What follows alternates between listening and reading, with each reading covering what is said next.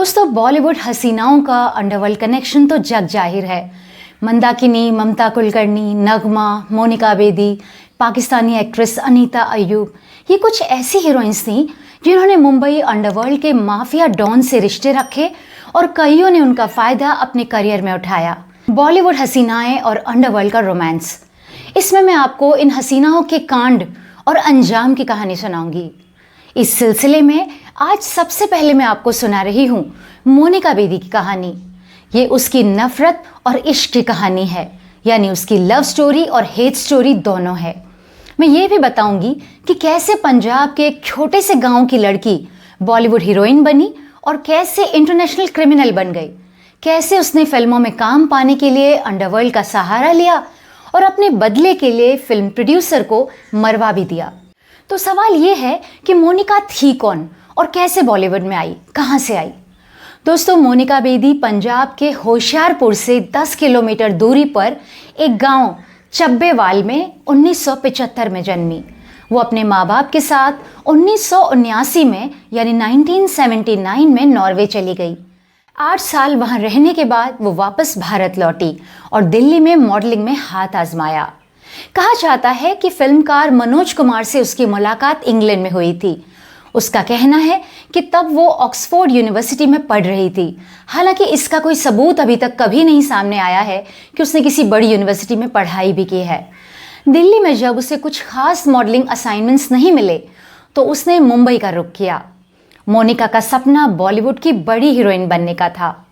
मुंबई में स्ट्रगल करते वक्त उसकी मुलाकात बॉलीवुड के एक बड़े प्रोड्यूसर मुकेश दुग्गल से हुई। अब मुकेश दुग्गल की प्रोफाइल भी जान लीजिए, क्योंकि मोनिका की हेट स्टोरी में इसी ने जान गंवाई थी। मुकेश दुग्गल अमृतसर का रहने वाला था, जो पाकिस्तान बॉर्डर से लगा हुआ है। उस वक्त वहीं से सोने चांदी की तस्करी होती थी, लेकिन मुकेश ने कपड़ों की तस्करी शुरू की। उसने कई कैरियर्स किराए पर रख लिए थे, जो हांगकांग, बैंकॉक, दुबई, सिंगापुर जैसे देशों से पार्सल लेकर आते थे, जिन्हें वो कई जगह सप्लाई करता था। दोस्तों, कैरियर्स वो लोग होते हैं जिन्हें फ्लाइट का टिकट देकर स्मगलिंग कराई जाती है, कुछ पैसे अलग से दे दिए जाते हैं। पंजाब में ही मुकेश की पहचान फिल्म डिस्ट्रीब्यूटर्स से हो गई। मुकेश ने पंजाब टेरिटरी में कुछ फिल्में डिस्ट्रीब्यूट करने में भी हाथ आजमाया। लेकिन अब मुकेश दुग्गल को मुंबई आना था, और जैसा कि आमतौर पर उत्तर भारत से आने वाले ज़्यादातर लोगों का सपना होता है फिल्म बनाने का, तो मुकेश दुग्गल को भी फिल्म बनानी थी और उसने बनाई। उसकी सबसे पहली फिल्म थी संजय दत्त को लेकर फतेह, जो खास चली नहीं लेकिन नुकसान भी नहीं हुआ। मुकेश दुग्गल ने 90 के दशक में बतौर प्रोड्यूसर कई चर्चित फिल्में बनाई, जैसे सुनील शेट्टी को लेकर गोपी किशन, दिव्या भारती के साथ दिल का क्या कसूर, अजय देवगन को लेकर प्लेटफॉर्म और मोनिका बेदी को लेकर खिलौना और सुरक्षा जैसी फिल्में। दोस्तों, उसने बेहद चालाकी से स्मार्टली काम करके अपराध और सरकारी सिस्टम में अपना ज़बरदस्त नेटवर्क बना लिया था। उसके कॉन्टैक्ट्स दाऊद इब्राहिम की डी कंपनी से भी थे। अपने पुराने स्मगलिंग के नेटवर्क के कारण दाऊद इब्राहिम और उसके भाई अनीस इब्राहिम से उसकी बातचीत शुरू हो गई थी। बॉलीवुड के सारे लोग मुकेश दुग्गल के इस अंडरवर्ल्ड कॉन्टैक्ट के बारे में अच्छी तरह जानते थे। अंडरवर्ल्ड का पैसा भी उसकी फिल्म में लगा। लेकिन जब 1993 के मुंबई सीरियल ब्लास्ट के बाद छोटा राजन और दाऊद इब्राहिम अलग हुए, तो मुकेश दुग्गल ने अपनी वफादारी बदल ली। उसे लगा कि डी कंपनी कमज़ोर पड़ गई है, तो उसने डी गैंग को छोड़कर छोटा राजन का हाथ थाम लिया। उन्हीं दिनों उसने आदित्य पंचोली और वर्षा उसगांवकर को लेकर साथी नाम की फिल्म बनाई थी और उसे डायरेक्ट भी किया था। उसका गाना बेहद पॉपुलर हुआ था। आपको याद है वो गाना, हुई आंख नम और ये दिल मुस्कराया तो साथ ही कोई भूला याद आया। या फिर एक और गाना था कि जिंदगी की तलाश में हम मौत के कितने करीब आ गए। इसी दौरान उसकी मुलाकात मोनिका बेदी से हुई। जल्दी ही बॉलीवुड सर्कल में मोनिका और मुकेश दुग्गल के इश्क के चर्चे आम हो गए। मोनिका को उसने फिल्मों में काम दिया। मुकेश शादीशुदा था और उसके छोटे बच्चे भी थे, लेकिन उसने किसी की परवाह नहीं की और मोनिका को अपने घर ले आया। वो उसके साथ लिव इन रहने लगा। दोस्तों, बॉलीवुड की फिल्मों में रोल के लिए कई हीरोइंस को सिर्फ प्रोड्यूसर डायरेक्टर के साथ सोना नहीं होता, बल्कि उन्हें फाइनेंसर्स और कई बार नेताओं को खुश करने के लिए भी उनके पास भेजा जाता है। यही काम मुकेश दुग्गल ने करना शुरू कर दिया। मुकेश ने मोनिका को अपनी फिल्मों के फाइनेंसर्स के पास भेजना शुरू कर दिया। उसने अपनी फिल्मों को फ्लोर पर लाने के लिए मोनिका को इस्तेमाल करना शुरू किया, जिससे मोनिका परेशान हो गई। उसने मोनिका को इस काम के लिए मजबूर किया। मुकेश उसकी मदद करने से ज़्यादा मोनिका को एब्यूज़ और इस्तेमाल कर रहा था। मुकेश दुग्गल का कॉन्फिडेंस बहुत हाई था। उसके बात करने, चाल ढाल से उसका पावर झलकता था। वो लोगों के कई फंसे हुए काम चुटकियों में करा देता था। कुछ अरसे बाद मोनिका की दोस्ती डी कंपनी के गैंगस्टर डॉन अबू सलेम से हो गई और यहीं से मुकेश दुग्गल के लिए खतरे की घंटी शुरू हुई। अबू सलेम दाऊद इब्राहिम के लिए काम करता था। ये बात उन दिनों की है जब तक अबू सलेम ने गुलशन कुमार को खत्म नहीं किया था। मोनिका की एक बार फ़ोन पर अबू सलेम से बात हुई और उनमें दोस्ती हो गई। मोनिका ने खुद एक इंटरव्यू में बताया था कि उसने फ़ोन पर नोट किया कि अबू सलेम यस और नो से ज़्यादा बात नहीं कर पाता था। कमज़ोर इंग्लिश के कारण वो कम शब्दों से काम चला रहा था। लेकिन मोनिका ने बताया कि वो उसकी आवाज़ की दीवानी हो गई। उसे उसकी वही अदा पसंद आ गई। जब वो दुबई गई और वहाँ उसकी मुलाकात अबू सलेम से हुई तो उनमें करीबियाँ बढ़ गईं। दोनों में प्यार हो गया। तब मोनिका ने मुकेश दुग्गल के अत्याचारों की शिकायत उससे की। अबू सलेम को बहुत गुस्सा आया। वो मोनिका के प्यार में पागल था। मुकेश उन दिनों एक पंजाबी फिल्म की प्लानिंग कर रहा था, जिसमें माधुरी दीक्षित और सुनील शेट्टी की स्पेशल अपीयरेंस होने वाली थी। मुकेश दुग्गल की उस आने वाली फिल्म की पहली सिटिंग के बाद ही अबू सलेम ने उसका दी एंड लिख दिया। 7 मार्च 1998 यानी 1998 में वर्सोवा के 7 बंगलो इलाके में समीर अपार्टमेंट के ए विंग में उसी के ऑफिस में 3 शूटरों ने गोली मारकर मुकेश दुग्गल की हत्या कर दी। सारा बॉलीवुड और पुलिस डिपार्टमेंट जानता था कि ये मर्डर अबू सलेम ने कराया था और ये शूट मोनिका की शिकायत पर किया गया है। लेकिन पुलिस रिकॉर्ड में कहीं भी मोनिका का नाम नहीं आया। बाद में उन तीनों शूटरों की पहचान मुन्ना जोगी उर्फ मुन्ना झिंगड़ा, कालिया सादिक और सलीम चिकना के तौर पर की गई। ये तीनों ही डी कंपनी के शार्प शूटर्स थे। एक और पहलू पर गौर करना बहुत ज़रूरी है कि मुकेश दुग्गल की गतिविधियों का असर उसके परिवार पर बहुत बुरा हुआ। उसके खात्मे के बाद उसके परिवार पर बहुत तकलीफें आईं। तमाम लोग जो मुकेश दुग्गल की मदद लेते थे, उसके हाई लेवल के कॉन्टेक्ट्स का फ़ायदा उठाते थे, अपने काम कराते थे, उन सारे लोगों ने उसके परिवार को अलग थलग कर दिया। दोस्तों, ये बॉलीवुड वाले कहते हैं कि हम एक परिवार की तरह हैं, पूरा बॉलीवुड एक परिवार है। ये सब सफ़ेद झूठ है। कोई परिवार नहीं है। यहाँ रिश्ते सिर्फ मतलब के हैं, पैसे के हैं और फ़ायदे के हैं। जब कोई आदमी पावरफुल पोजीशन में होता है तो सब उससे अपने काम निकलवाते हैं, उसके साथ काम करना चाहते हैं, और जैसे ही वो मुसीबत में आता है तो सब मुंह मोड़ लेते हैं। इन सारे लोगों ने मुकेश दुग्गल के परिवार के साथ भी ऐसा ही किया। मुझे ये सब इसलिए ज़्यादा मालूम है क्योंकि मुकेश दुग्गल का बेटा मेरा बहुत अच्छा दोस्त है। वो भी टीवी इंडस्ट्री में काम करता है। मैं उसका नाम आपको नहीं बताऊंगी क्योंकि उसकी ज़िंदगी का सवाल है और वो बहुत ही साफ़ सुथरा काम करता है, बहुत मेहनती है। लेकिन आज भी जब अंडरवर्ल्ड और बॉलीवुड से जुड़ी या इन्फॉर्मेशन इंटरसेप्ट होती है तो मुकेश दुग्गल की पत्नी और बेटे को क्राइम ब्रांच में बुला के पूरा दिन बिठा के पूछताछ की जाती है। मुकेश दुग्गल के कारनामों की काली परछाई ने आज भी उसके परिवार का पीछा नहीं छोड़ा है। इसलिए इंसान को कुछ भी करने से पहले सोचना चाहिए कि इसका असर उसके परिवार पर क्या पड़ेगा। तो खैर, हम बात कर रहे हैं मोनिका की। मोनिका बेदी को अबू सलेम से दोस्ती के बाद बड़ी बड़ी फिल्में मिलने लगी। उसने प्यार, इश्क और मोहब्बत और जोड़ी नंबर 1 में संजय दत्त और गोविंदा के साथ काम किया। मोनिका ने भारत में हिंदी और पंजाबी में 8 सालों के दौरान करीब 30 फिल्में की, लेकिन कोई भी फिल्म बॉक्स ऑफिस पर सुपर हिट या ब्लॉकबस्टर साबित नहीं हुई और वो एक एवरेज लेवल की हीरोइन ही बनकर रह गई। मोनिका ने एक इंटरव्यू में कहा था कि वो एक बार सुभाष घई की होली पार्टी में गई और वहाँ राकेश रोशन से उसकी मुलाकात हुई। राकेश रोशन ने उसे अपना कार्ड दिया और मिलने को कहा था। मोनिका ने कार्ड को फाड़कर फेंक दिया। बाद में उसे पता चला कि वो उसे अपनी आने वाली फिल्म करण अर्जुन में सलमान खान के ऑपोजिट कास्ट करना चाहते थे। फिर वो बिंदिया नाम का कैरेक्टर ममता कुलकर्णी को मिला। मोनिका को तब बहुत अफसोस हुआ था कि इतनी बड़ी फिल्म उसके हाथ से निकल गई। लेकिन दोस्तों, मेरा सवाल ये है, क्या राकेश रोशन पर अंडरवर्ल्ड का दबाव था कि उन्होंने पहले मोनिका और फिर ममता कुलकर्णी को रोल ऑफर किया और दोनों ही एक्ट्रेसेस का अंडरवर्ल्ड से कनेक्शन था। कई फिल्में करने के बाद मोनिका बेदी और अबू सलेम ने शादी का फैसला किया। सलेम उसके पिता से नॉर्वे के शहर में जाकर मिला था। उसने खुद को हिंदू और अपना नाम संजय बताया था। सलेम के मुताबिक उसकी शादी मोनिका से सन 2000 में लॉस एंजलिस में हुई थी। हालांकि वो उसका कोई भी सबूत पेश नहीं कर पाया। अबू सलेम की पहली पत्नी यानी पहली बीवी समायरा जुमानी भी अमेरिका में रहती है। उस पर भी केस दायर हैं और इंटरपोल का रेड कॉर्नर नोटिस भी है। निकाह के लिए मोनिका ने धर्म परिवर्तन किया था और वो सामिया मलिक कमाल बन गई थी।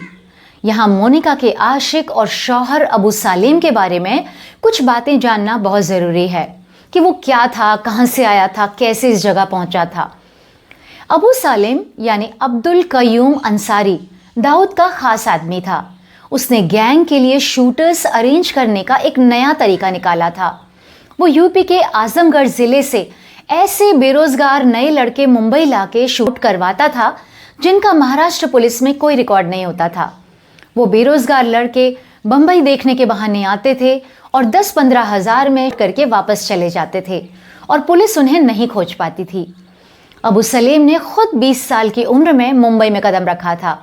उसने पहले मुंबई के उपनगर अंधेरी में रेलवे स्टेशन के पास एक टेलीफोन बूथ पर काम किया।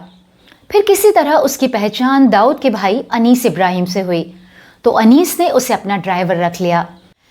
अब अबू सलेम का काम डी कंपनी के ट्रांसपोर्टेशन का काम देखना था।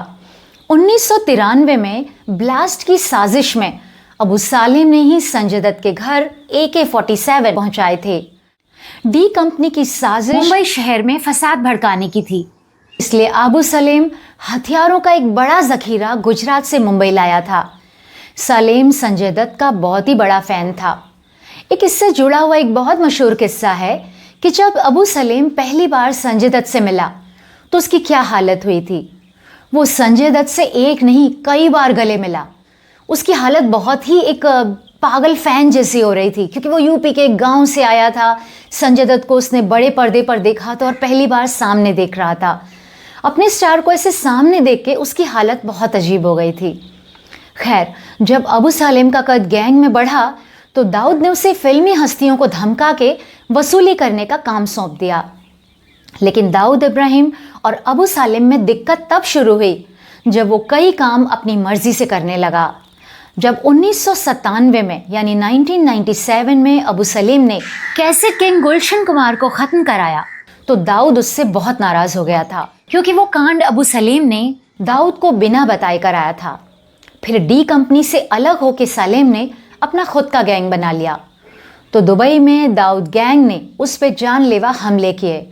उस वक्त अबू सलेम मोनिका बेदी को लेकर वहाँ से भाग निकला और कुछ सालों तक अमेरिका और यूरोप के देशों में घूमता रहा। फर्जी यात्रा के कागजात और नकली पासपोर्ट बना के पोर्चुगल के लिस्बन में चले गए। पोर्चुगल में मोनिका ने नागरिकता पाने के लिए वहाँ के किसी लोकल नागरिक शहजाद हैदर नाम के आदमी से शादी की थी जो कि अबू सलेम का ही दोस्त था। इस पेपर मैरिज यानी कागजी शादी की सलाह अबू सलेम ने ही मोनिका को दी थी जिससे उसे वहाँ की नागरिकता मिल जाए और फिर धीरे धीरे अबू सलेम भी वहीं सेटल हो जाए। 20 सितंबर 2002 में मोनिका बेदी और अबू सलेम को लिस्बन में गिरफ्तार कर लिया गया। अबू सलेम ने भारत सरकार को वहाँ की कोर्ट में चुनौती दी और वहाँ 3 साल तक केस चला। दोनों 3 साल वहाँ की जेल में रहे। आखिरकार पुर्तगाल से भारत की प्रत्यार्पण संधि यानी एक्सट्रेडिशन ट्रीटी के तहत 11 नवंबर 2005 में भारत को डिपोर्ट कर दिया गया। मोनिका ने अबू सलेम से मोहब्बत की बात तो कई बार कबूली, लेकिन निकाह की बात उसने कभी नहीं मानी। बाद में जब केस के दौरान अबू सलेम और मोनिका के रिश्तों में कड़वाहट आ गई तो सलेम ने मोनिका को कानूनी नोटिस भेज के कहा था कि या तो मुझे शौहर कहो या तलाक दे दो। मोनिका ने अबू सालेम से अपना पल्ला बड़ी सफाई से झाड़ लिया था। कोर्ट से जेल जाते वक्त वैन में एक रिपोर्टर ने अबू सालेम से पूछा था कि क्या तुम मोनिका से प्यार करते हो, तो सालेम ने चिल्ला के जवाब दिया था, मेरी एक ही माशूका है। हालांकि सहानुभूति पाने के लिए तत्कालीन प्रधानमंत्री मनमोहन सिंह को मोनिका ने एक चिट्ठी लिखी थी। उसने उसमें दावा किया था कि उसके साथ धोखा हुआ था। अबू सलेम पहले से शादीशुदा था और उसके बच्चे भी थे। ये बात उसने उससे छुपाई थी। अपने कबूलनामे में मोनिका ने कहा था कि दुबई में एक स्टेज शो के दौरान उसकी मुलाकात सालिम से हुई, तो सालिम ने अपनी पहचान छुपाई थी और खुद को अरसलान नाम का बिजनेसमैन बताया था। उसे बहुत बाद में पता चला कि वो एक माफिया है, ऐसा मोनिका ने दावा किया। उधर अबू सालिम ने पुलिस से पूछताछ में ये दावा किया कि मनीषा कोइराला ने मुकेश दुग्गल की सुपारी दी थी। उसने मोनिका का नाम बिल्कुल नहीं लिया, लेकिन बाद में उसका यह दावा गलत साबित हुआ और अबू सालिम ने ही मनीषा कोइराला की सेक्रेटरी अजीत देवानी का मर्डर भी कराया था। मोनिका ने नकली पासपोर्ट और गैर कानूनी तरीके से पुर्तगाल में प्रवेश करने के जुर्म में भारत में 3 साल की जेल काटी। जेल से रिहा होने के बाद मोनिका ने अपनी इमेज का मेकओवर करने की कोशिश की। उसने एक ओमकार नाम का एल्बम रिकॉर्ड किया, फिर स्टार प्लस के संजय लीला भंसाली के सीरियल सरस्वती चंद्र में काम किया और बंधन नाम का शो भी किया। उसने रियलिटी शो बिग बॉस और झलक दिखला जा में भी हिस्सा लिया। कुछ साल पहले उसने एक नेपाली फिल्म भी साइन की थी। फिलहाल मोनिका के बारे में अब कहा जाता है कि वो पूर्व क्रिकेटर अजहरुद्दीन को डेट कर रही है। दोनों की मुलाकात मोनिका के बिग बॉस से दोस्त बने नेता संजय निरुपम ने कराई थी। मोनिका और अजहर की दोस्ती तब चर्चा में आई जब वो उसकी पहली पत्नी नौरीन के बेटे असद की शादी में हैदराबाद बतौर खास मेहमान शिरकत करने पहुंची थी।